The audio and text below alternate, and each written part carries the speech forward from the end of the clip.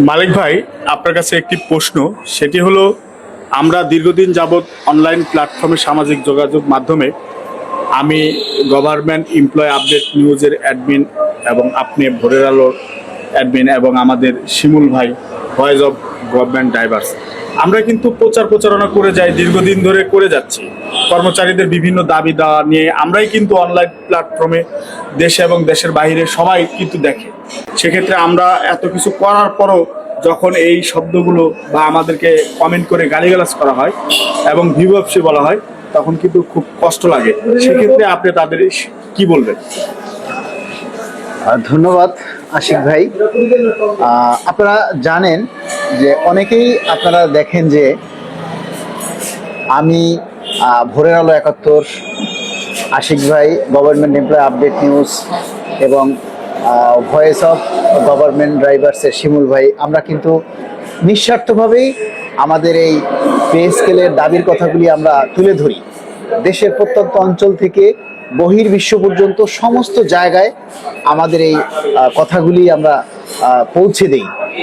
সেক্ষেত্রে কিন্তু আমরা অনেক ঝুঁকি নিয়ে, অনেক রিস্ক নিয়ে কিন্তু আমরা এই কাজগুলি করি। কিন্তু আমরা এই প্ল্যাটফর্মে কেউই কিন্তু নেতা হতে আসেনি, আর এখানে নেতা হয়েও কোনো লাভ নেই, কারণ আমরা তো কেউ জাতীয় নির্বাচন করব না, আমরা তো কেউ এমপিও ইলেকশন করব না, তাই না?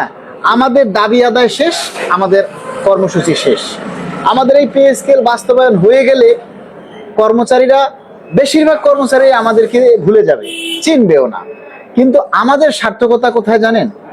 আমাদের সার্থকতা হচ্ছে আপনারা আমাদেরকে ভিউ ব্যবসায়ী বলেন, ইউটিউবার বলেন, গালি দেন, বাটপার বলেন, চিটার বলেন, যে যাই বলেন, ওই যে কথায় আছে যে ব্যবহারে বংশের পরিচয়। আপনারা যে যে বংশ হোল্ড করেন সেটা আপনারা আপনাদের ভাষার মাধ্যমে, আপনাদের কথার মাধ্যমে পরিচয় দেন, তাতে আমাদের কিচ্ছু যায় আসে না। কারণ আমরা নিঃস্বার্থভাবে কাজগুলি করি, দাবিগুলি তুলে ধরি। আমার একটা পে স্কেল খুব জরুরি, আমার সন্তানদের লেখাপড়ার জন্য, আমার বাবা মায়ের সুচিকিৎসার জন্য, আমার পরিবারের যে সচ্ছলভাবে তারা যেন চলতে পারে, সেজন্য আমার একটা পে স্কেল খুব জরুরি। এটা সবারই দরকার। যেই পে স্কেলের জন্যই আমরা মূলত আন্দোলন করছি। আমরা কিন্তু কেউ রাজনীতি করার জন্য আন্দোলন করি না, কেউ রাজনৈতিক কর্মসূচিও তো আমরা পালন করি না, কিন্তু আমরা আপনাদের কথাগুলি তুলে ধরি। আপনারা আপনাদের পরিচয়ের মাধ্যমে, আপনাদের ব্যবহারের মাধ্যমে আপনাদের চরিত্রগুলি তুলে ধরেন।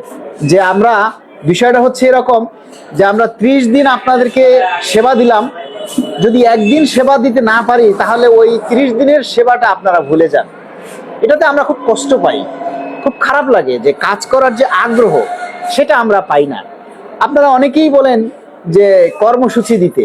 ভাই, কর্মসূচি এমন একটা জিনিস যেটা পূর্বে পরে, আগে পিছে, বর্তমান পরিবেশ পরিস্থিতি বিবেচনা করে আমাদেরকে সেই কর্মসূচিগুলি দিতে হয়।